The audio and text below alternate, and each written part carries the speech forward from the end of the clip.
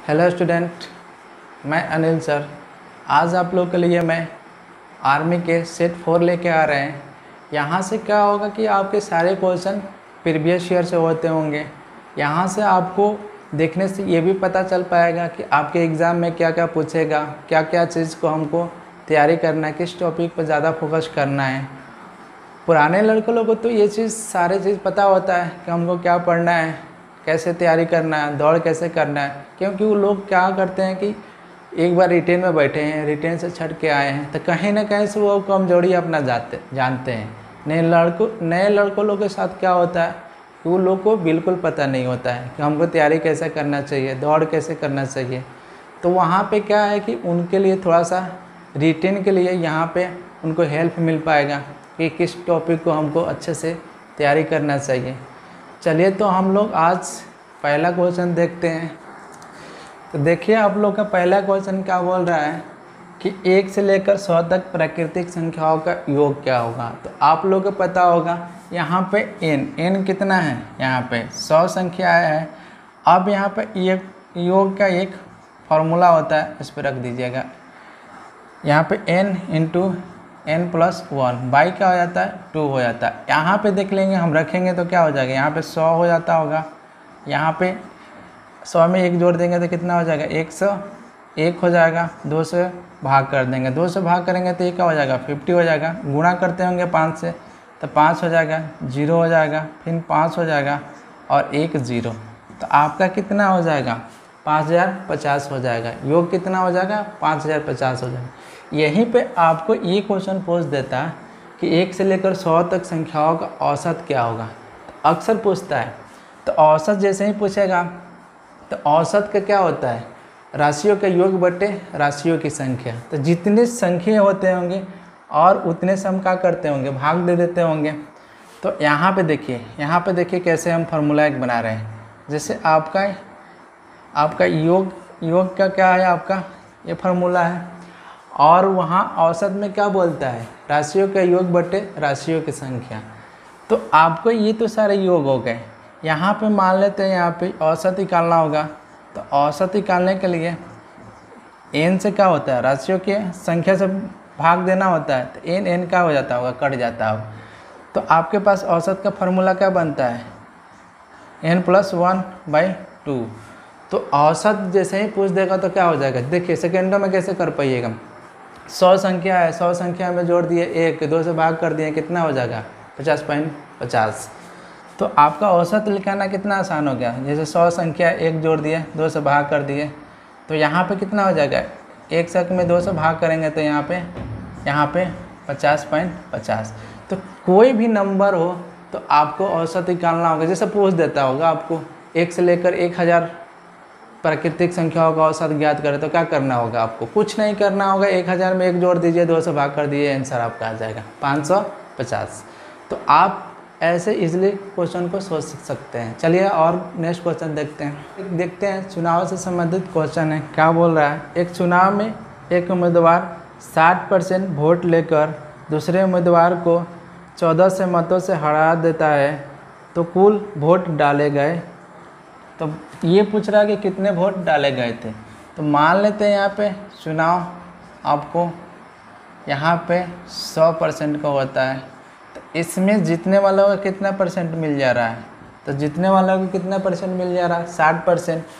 तो यहाँ पे आपका विजेता को कितना मिल रहा है, आपका विजेता को मिल रहा है आपका यहाँ पे 60%। तो यहाँ हारने वालों को कितना मिलता होगा, यहाँ पे लूजर को कितना मिलता होगा 40% मिलता होगा। तो हारने वालों को कितना मिलता होगा, यहाँ पे 40%। यहाँ पे हम देखेंगे इसको 60% मिल रहा है जीतने वालों को, हारने वालों को कितना मिल रहा है आपका 40%। तो यहाँ से कितने वोटों से जीत रहा है, कितने परसेंट में वोटों से जीत रहा है, 20% के वोटों से जीत रहा है। और क्वेश्चन में क्या पूछा है आपको, 14 से वोटों से जीत रहा है। तो 20% ये अंक में बराबर हो जाएगा। अब क्या होता है, चुनाव हमारे कितने हो गए, कुल कितने मत डाले गए थे, 100% होता होगा। तो इसका 100% निकालेंगे। तो इसका 100% निकालेंगे तो क्या हो जाएगा, यहाँ पे 14 से बटे 20 हो जाएगा, अगुड़े 100 हो जाएगा। 1 0 से 1 0 काट देंगे, ये क्या हो जाता होगा 70 हो जाता होगा। क्या हो जाता होगा आपका 70 हो जाता होगा।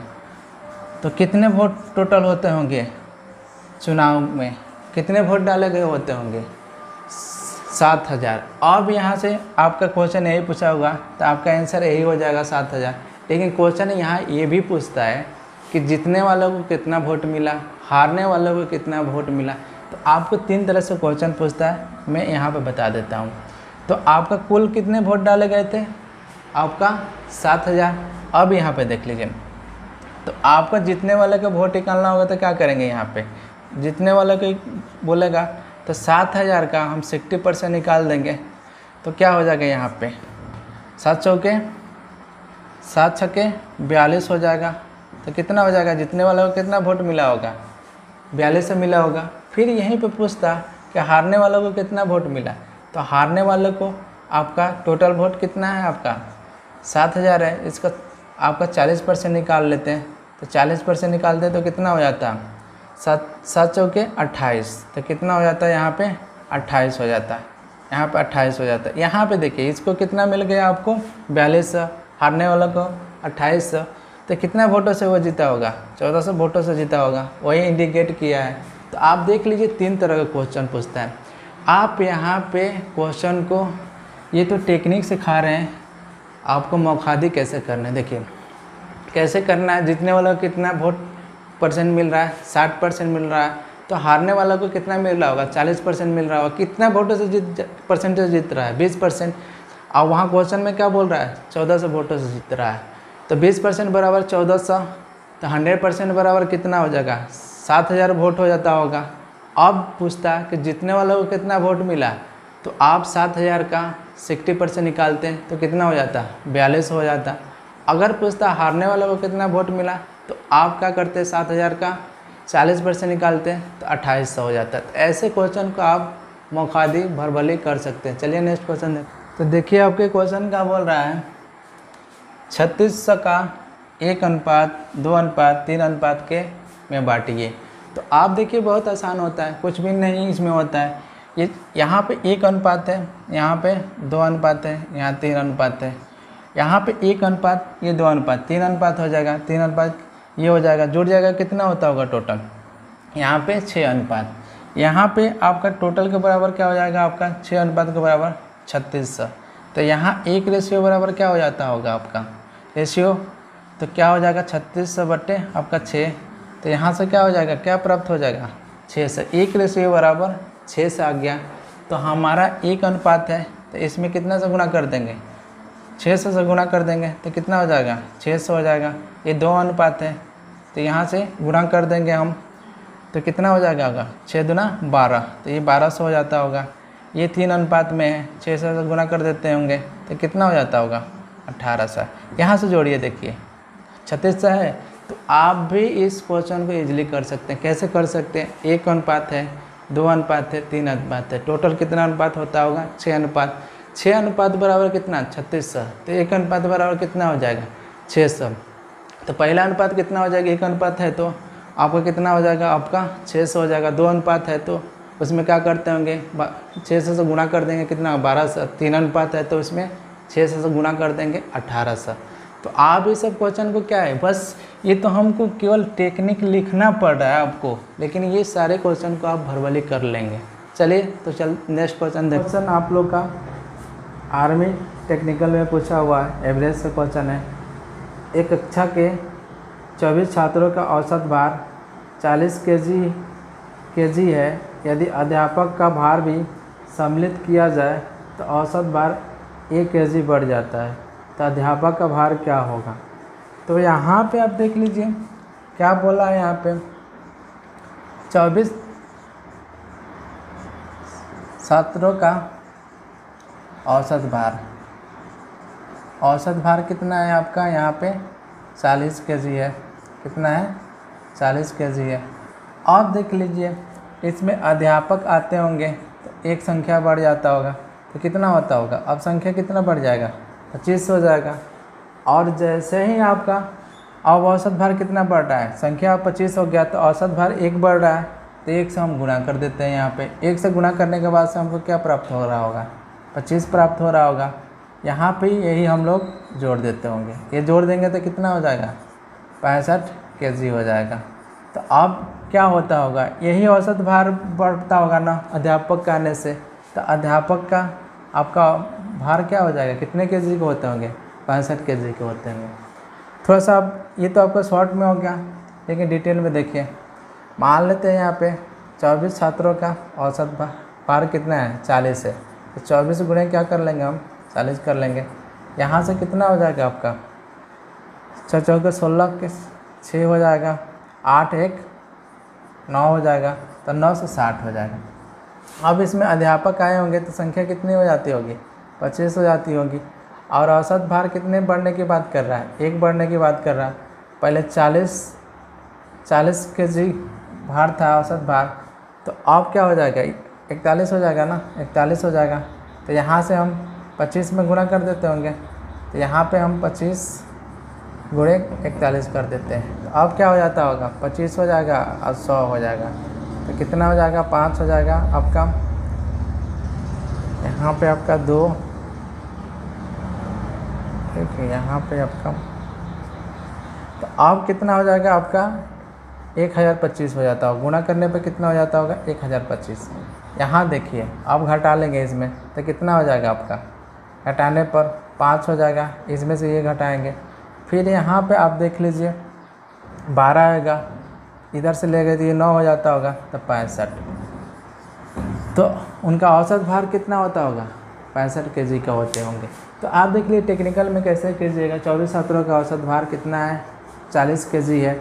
एक अध्यापक को आ जाने के बाद से क्या हो रहा होगा, भार 1 बढ़ जा रहा है। इसके मतलब संख्या कितनी हो जा रही है उन लोगों की, 25 हो जा रही है। 1 बढ़ रहा है तो गुणा कर देंगे तो कितना हो जाएगा, 25। अब 40 में 25 जोड़ देंगे, यही क्या हो जाता है, अध्यापक का औसत भार हो जाता है। तो आप इजीली इसको कर सकते हैं। चलिए नेक्स्ट क्वेश्चन देखिए। ये भी क्या है, आर्मी जीडी में पूछा हुआ क्वेश्चन है।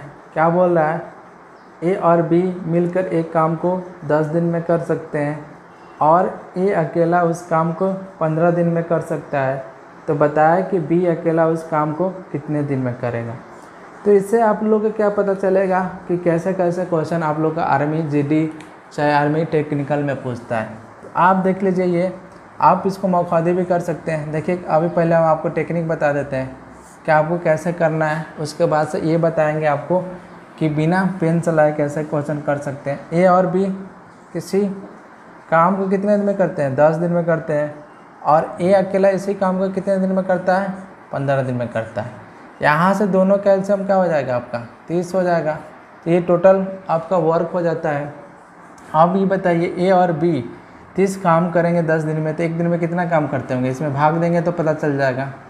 और ये 15 दिन में 30 काम कर रहा है, तो एक दिन में 2 काम करता होगा, तभी तो 30 काम कर देता होगा, या भाग देने पर ये काम निकल जाता होगा। अब यहाँ पे देखिए, ये 2 काम कर रहा है तो बी कितना काम कर रहा होगा, ए और बी 3 काम कर रहे होते, यहाँ बी कितना काम कर रहा है, 1 ही काम कर रहा होगा। अब क्या बोला है कि इस काम को बी अकेले करे तो कितने समय में कर देगा। तो बी कितना काम कर रहा है, 1 काम कर रहा है, तो 30 काम करने में कितने दिन लेगा, तो 30 दिन लेगा। तो कितने दिन लेगा आपको, 30 दिन लेगा। तो कैसे आप इसको करना है, आपको मौका दी। क्या बोला, ए और बी किसी काम को 10 दिन में कर सकते हैं, अभी अकेला उसको ए अकेला 15 दिन में कर सकता है।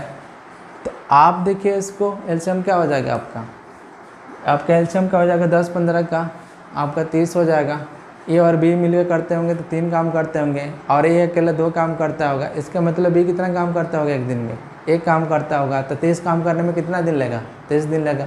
चलिए नेक्स्ट क्वेश्चन देखते हैं। तो देखिए क्वेश्चन क्या बोल रहा है, राम की उम्र उसके पिता के उम्र से 1/3 है, तो दोनों की उम्रों का योग 60 वर्ष है, तो राम की उम्र क्या होगी।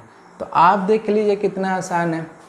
यहाँ पे देखिए क्या बोल रहा है, ये राम है और उनके ये फादर हैं। यहाँ पे आपका एफ से फादर डिनोट कर देते हैं। क्या बोला है कि राम की उम्र उनके पिता के उम्र के 1 क्या है, यहाँ पे आपका 3 है। तो यहाँ पे क्या होता होगा, यहाँ पे आपका राम हो गए, इनके फादर आ जाते होंगे यहाँ पे। तो कितना अनुपात, 1। तो राम का 1 अनुपात होता होगा, उनका पिता का कितना होता होगा, 3 अनुपात। तो यहाँ से टोटल कितने अनुपात हो जाएंगे, कितने हो जाते होंगे उनके उम्र का 4 अनुपात किसके बराबर हो जाते होंगे? टोटल कितना है? 7 अनुपात में है, तो 1 अनुपात बराबर कितना आपका 60। तो यहाँ पे 4 से भाग दे देंगे तो 1 अनुपात बराबर क्या आ जाता होगा आपका 15 आ जाता होगा। तो राम की उम्र कितना अनुपात में है? 1 अनुपात में है ना, तो 1 अनुपात बराबर कितना, तो कितना हो जाएगा उनका? राम का उम्र कितने वर्ष का हो जाता होगा? गुणा कर देते होंगे इसमें 1 में, तो 15 वर्ष का हो जाता होंगे। अगर पूछ देते होंगे कि राम के पिता का उम्र क्या है, तो राम के पिता का उम्र का रेशियो क्या है? 3 रेशियो में, तो 15 से यहाँ गुणा कर देते होंगे तो क्या हो जाता होगा? 45 हो जाता होगा। तो कितने वर्ष के उसके पिता होते होंगे? 45 वर्ष के। दोनों को जोड़ते होंगे तो देखिए 60 वर्ष आ रहा है। तो आप ये सब क्वेश्चन को क्या कर सकते हैं? इजीली कर सकते हैं, कुछ करना ही नहीं होता है इस सब क्वेश्चन में। चलिए तो नेक्स्ट क्वेश्चन देखते हैं। तो आप देखिए ये भी एक क्वेश्चन किस में पूछा हुआ है? आर्मी टेक्निकल 2011 में। क्या बोल रहा है कि कितने समय में 4 से 50 5% साधारण ब्याज की दर से 554 हो जाएगा? तो आप देख लीजिए इसमें वर्ष पूछा है, तो आपको साधारण ब्याज का मैंने पार्ट 1 पार्ट 2 उसमें आप लोग लाए थे, वहाँ से आप देख लीजिएगा तो साधारण ब्याज 100% कंप्लीट हो जाएगा, वहाँ से कोई दिक्कत नहीं होगा किसी भी। तो यहाँ देख लेते क्या होता है, मान लेते हैं इसका मूलधन पी ए क्या होता होगा यहाँ पे पी ए आपका कितना है होगा 4 से 50 हो रहा है। अब यहाँ पे क्या पूछा है, कितने दर क्या दिया है? 5% दर दिया है, और कितना हो जा रहा है आपका अमाउंट इसका कितना हो जा रहा है? 540 हो जा रहा है। यहाँ से कितना ब्याज दे रहा होगा आपका? कितना ब्याज दे रहा होगा? 90 ब्याज दे रहा होगा। तो सिंपल इंटरेस्ट कितना दे रहा होगा? 90। अब उसमें एक फार्मूला, हम इस पे एक ही फार्मूला पे सारे क्वेश्चन प्रैक्टिस कराते हैं। तो SI बटे PA गुणे 100, यहाँ का हो जाता है R गुणे यहाँ पे T हो जाता है। तो ये कितना यहाँ पे ब्याज है? 90 है। PA कितना है आपका? 4 से 50 है गुणे 100। यहाँ पे क्या हो जाएगा आपका? R दिया है 5%, टाइम निकालना है। तो यहाँ से 1 जीरो से 1 जीरो यहाँ से काट देंगे तो क्या हो जाता होगा? 9 पचे 45, 5 से काट देंगे 20 हो जाएगा, फिर काट देंगे 5 चौके 20 हो जाएगा। तो आपका क्या हो जाएगा? कितने वर्ष हो जाता होगा? 4 वर्ष हो जाता होगा। कितने वर्ष हो जाता होगा? 4 वर्ष। तो आप वहाँ से साधारण ब्याज देखिएगा तो सारे चीज़ क्लियर हो जाते होंगे वहाँ से। चलिए नेक्स्ट क्वेश्चन देखते हैं। क्वेश्चन आप लोग के यहाँ से आयत से दिया है, ये भी आर्मी GD में पूछा हुआ है। क्या बोल रहा है कि एक आयत की लंबाई और चौड़ाई का अनुपात, एक आयत की लंबाई और चौड़ाई का अनुपात 7:11 है और उसका परिमाप 88 सेंटीमीटर है, 88 सेंटीमीटर है। तो लंबाई और चौड़ाई का अंतर क्या होगा? तो क्या बोला है? लंबाई और चौड़ाई का अंतर क्या होगा? तो देख लेते हैं इसको। तो आप देख लीजिए यहाँ पे क्या बोला है, यहाँ पे आयत की लंबाई और चौड़ाई किस रेशियो में है? यहाँ पे 7 रेशियो, यहाँ 4 रेशियो में। इनका परिमाप क्या हो जाता है? इनका परिमाप क्या हो जाता है? आप देखे होंगे यहाँ पे ये होता है ना 2 इंटू L+1 किसके बराबर हो जाएगा आपका? 88 के बराबर हो जाएगा। यहाँ से देख लीजिए ये कितना रेशियो में? यहाँ पे क्या कर लेंगे, ये 7 रेशियो में L, ये कितना रेशियो में? 4 रेशियो में, यहाँ 88। यहाँ से 2 से काट देते होंगे, कितना हो जाता होगा? 44 हो जाता होगा। ये कितना हो जाएगा आपका? ये कितना हो जाता होगा आपका? 11 हो जाता होगा। ये 11 रेशियो हो जाता होगा। ये हो गया 44, आपका 44। तो एक रेशियो वाला कितना? 4 हो जाता होगा। अब क्या बोला है कि इनकी लंबाई चौड़ाई का अंतर क्या होगा? तो यहाँ कितने रेशियो का अंतर है? यहाँ पे 3 रेशियो का अंतर है। तो 3 रेशियो, एक रेशियो बराबर 4, तो 3 रेशियो बराबर कितना हो जाएगा? 12। तो कितना का अंतर होगा? 12। नहीं तो आप अलग अलग ही कर लीजिएगा। ये 7 रेशियो में है तो 4 से गुणा करेंगे तो कितना हो जाएगा? 7 चौके 28। ये चौड़ाई कितने रेशियो में? 4 रेशियो में, 4 से गुणा करेंगे कितना हो जाएगा? 16। इनका अंतर कितना हो जाएगा? 12। तो आप आसानी से इसको कर सकते हैं, कोई दिक्कत नहीं है। चलिए नेक्स्ट क्वेश्चन। तो देखिए आपका एक क्वेश्चन ट्रेन से क्या बोल रहा है, 160 मीटर लंबी एक रेलगाड़ी 90 किलोमीटर प्रति घंटे की चाल से 440 मीटर लंबे पुल को पार करने में कितने सेकंड लेंगी? ये किसमें पूछा है? आपका आर्मी GD 2010 में पूछा है। तो थोड़ा सा इसमें बेसिक बताएंगे आप लोग को, क्योंकि बेसिक तो दूरी बराबर क्या होता है आपका यहाँ पे चाल गुणे समय हो जाता है, चाल गुणे आपका समय हो जाता है। तो ये दूरी को क्या बोलते हैं हम लोग? डिस्टेंस बोलते हैं, डिस्टेंस बोलते हैं। यहाँ पे इसका हो जाएगा स्पीड हो जाता है, चाल को स्पीड बोलते हैं, इसका टाइम बोलते हैं। तो हम लोग शॉर्ट में कैसे लिखते हैं? डी बराबर एस गुणे क्या लिखते हैं? टी। अगर यहाँ पे टाइम निकालना होगा तो क्या हो जाएगा? यही होता होगा ना। तो आप देख लीजिए यहाँ पे एक चीज़ और करना होता है, ट्रेन में हमेशा से हमेशा चेंज करना होता है। चेंज करना मतलब होता है किलोमीटर में चाल है तो मीटर पर सेकेंड में चेंज करना होता है, और मीटर पर सेकेंड में चाल है तो किलोमीटर में कैसे चेंज करना। आर्मी में एक बेसिक आता ही आता है यहाँ से। तो यहाँ देख लीजिए, यहाँ पे अगर किलोमीटर में होता होगा अगर चाल ट्रेन की, तो आपको मीटर पर सेकेंड में चेंज करने के लिए क्या करना होगा? तो इसमें हमेशा 5/18 से गुणा करना होता है। अगर वही मीटर पर सेकेंड में है तो 18/5 से हम लोग गुणा करेंगे तो किलोमीटर पर आवर हो जाएगा। तो आप देख लीजिए ये करना ही करना होता है, ठीक है। तो और देखते हैं इस क्वेश्चन में क्या बोल रहा है कि 140 मीटर लंबी एक रेलगाड़ी 90 किमी प्रति घंटा की चाल से 440 लंबे पुल को पार करने में कितने समय लगेगी। एक बात यहाँ पे अच्छे से आपको ध्यान में रखना होगा कि जो ट्रेन होती है, ट्रेन की अपनी जो लंबाई होती है, पोल होता है, कोई भी ट्री होता है, इस सब मिल के क्या हो जाते हैं? आपके डिस्टेंस हो जाते हैं। क्या हो जाते हैं? ये जोड़ने के साथ ये डिस्टेंस हो जाते हैं, दूरी हो जाते हैं। तो हमारा ट्रेन की लंबाई कितनी? 160 है यहाँ पे मीटर है, और यहाँ पे पुल की लंबाई कितने हैं? 440 मीटर है। तो ये जुड़ने के साथ क्या हो जाएगा? 600 मीटर। तो 600 मीटर क्या हो जाता होगा? आपका डिस्टेंस हो जाता होगा, मतलब दूरी हो जाता होगा। अब आपका ये दूरी हो गया। दूरी होने के साथ आपका स्पीड कितना दिया है? स्पीड आपको दिया है यहाँ पे एस बराबर कितना दिया है? 90 किलोमीटर पर आवर दिया है। तो मीटर पर सेकेंड में इसको चेंज करेंगे, तो चेंज करेंगे तो क्या हो जाएगा? आपको कितना से गुना करना होगा? आपको 5/18 से। तो 5/18 से तो कितना हो जाएगा? ये काट देंगे तो 18×5 से क्या हो जाएगा? आपका 90 हो जाता है। तो कितना हो जाएगा? मीटर पर सेकेंड। अब यहाँ से आपका स्पीड आ गया, तो टाइम निकालना होगा तो क्या हो जाएगा? डी बट्टे क्या हो जाता है? स्पीड होता है। तो यहाँ से डिस्टेंस कितना है? 600 है, और यहाँ पे 25, यहाँ से काट देंगे।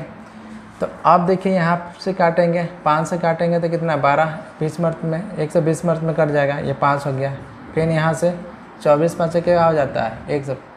तो ये क्या हो जाएगा आपका? कितने सेकेंड? यहाँ पे था मीटर, और यहाँ पे था क्या? मीटर पर सेकेंड। तो मीटर निकल जाता होगा, तो यहाँ क्या बचता होगा? 24 सेकेंड। तो आपका आंसर क्या हो जाएगा? कितने सेकंड में पार कर जाएगी? 24 सेकंड में। तो आपको यहाँ पर मैंने बेसिक भी बता रखा है, तो देखिए आसानी से आप इस सब ट्रेन के क्वेश्चन को कर सकते, ठीक है। तो देखिए क्वेश्चन ये भी आर्मी जीडी में पूछा हुआ है 2011 में। क्या बोल रहा है? एक तार वृत्त के रूप में है जिसकी त्रिज्या 35 सेंटीमीटर है, तो उस वर्ग की भुजा ज्ञात करें जो तार को मोड़कर बनाया जा सका है। तो आप देख लीजिए इस सब क्वेश्चन को कैसे करना है, आपको थोड़ा सा थ्रोली मैं बता देता हूँ। आप देख लीजिए यहाँ पे ये क्या है? वृत्त है आपको, और ये आपका वर्ग है। तो ये आपका वर्ग है। तो आपका यहाँ पे देख लीजिए, तो वृत्त का क्षेत्रफल क्या होता है? वृत्त का क्षेत्रफल ये अंदर वाले चीज़ें होती होगी। अब इसी को क्या किया है? वर्ग बनाया है। तो आप देख लीजिए परिधि क्या हो जाती है इसकी? वृत्त की परिधि यही हो जाती है ना, यही हो जाती है ना। अब इसी को क्या कर दिया है? वर्ग बना दिया है। तो इसको वर्ग बना दिया है। तो आप देख लीजिएगा क्या होता होगा यहाँ पे? इसकी परिधि और इसका आपका परिमाप क्या होता होगा? बराबर होता होगा।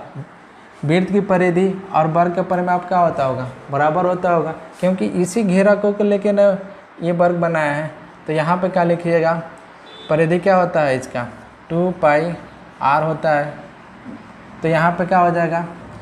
वृत्त की परिधि बराबर वर्ग का परिमाप। अब वर्ग का परिमाप क्या होता है? 4a होता है। तो आप यहाँ से क्या कर सकते हैं? जैसे एक पॉइंट लिख लीजिएगा आप लोग, वृत्त की परिधि बराबर वर्ग का परिमाप। यहाँ से 2, इसका मतलब 22/7 हो जाता है। और यहाँ पे कितना दिया है? यहाँ पे 35 दिया है त्रिज्या। तो यहाँ त्रिज्या हम लोग रख देंगे। यहाँ पे क्या हो जाएगा?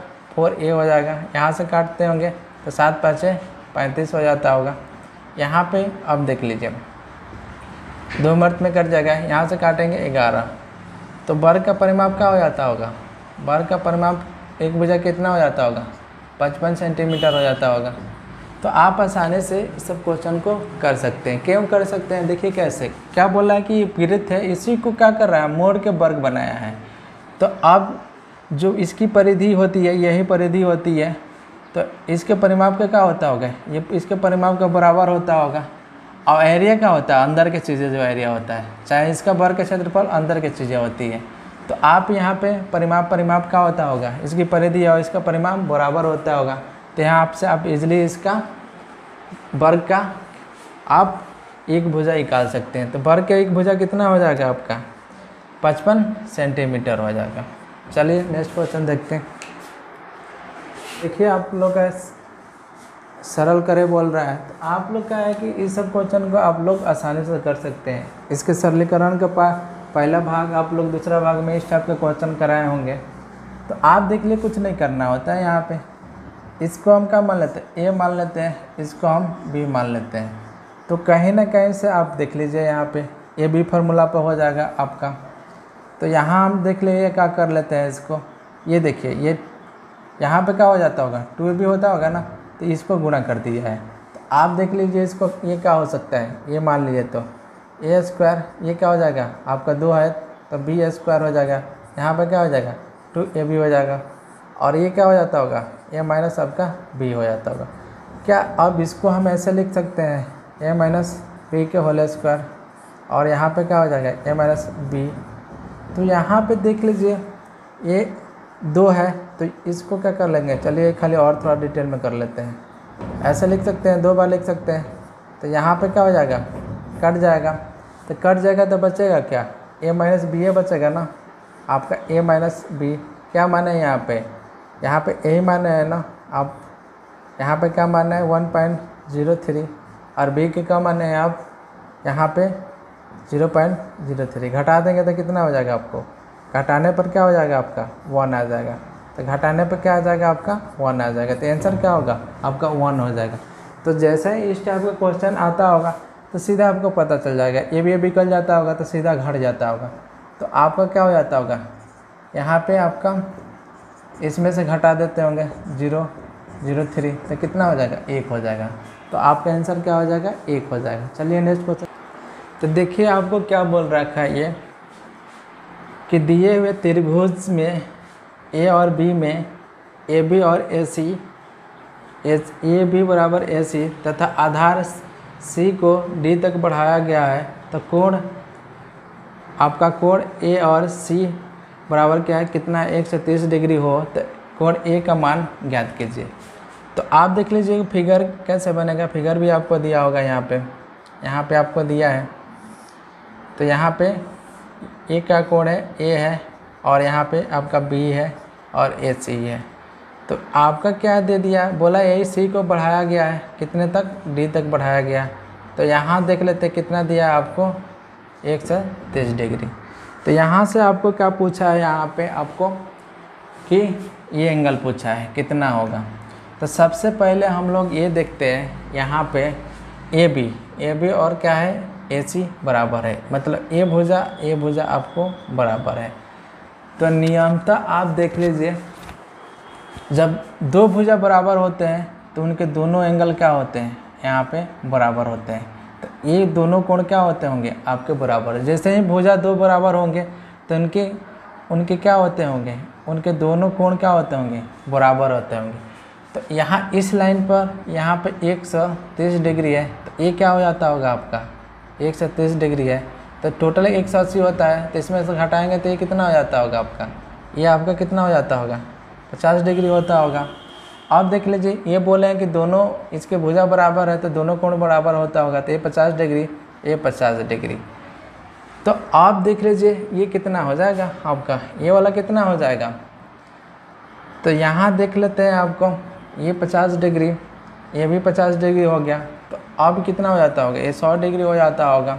ये 100 डिग्री हो जाता है ना, ये दोनों 100 डिग्री, और तीनों मिलकर कितना होता है 180 डिग्री। तो 180 में से हम 100 डिग्री घटा देंगे तो क्या हो जाता होगा 80 डिग्री। तो ये कितने कोण होता होगा आपका 80 डिग्री का होता होगा। तो यही पूछा है ना, कोण ए बराबर कितना 80 डिग्री।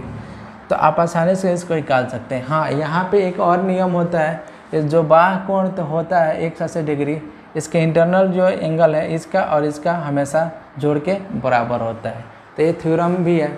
तो देखिए आसानी से आप कर सकते हैं। तो कितना हो जाएगा कोण ए आपका यहाँ पे 80 डिग्री हो जाएगा। इस पे मैं कोशिश करूँगा कि आप लोग के लिए एक टॉपिक ही आप लोग का इस पर बना के डालें वीडियो हम। तो चलिए मैं यहीं पे ये वीडियो समाप्त कर रहा हूँ, और आप लोग से यही हमारी थोड़ी सी गुजारिश रहेगी कि आप मेरे वीडियो को लाइक और सब्सक्राइब करें और फ्रेंडों में अपने शेयर करें, और उनसे भी बोलें कि ये आप वीडियो देखिए। यहाँ से क्या है कि हम आप लोग का हर संडे को एक सेट लेके आते रहेंगे। चलिए, थैंक यू।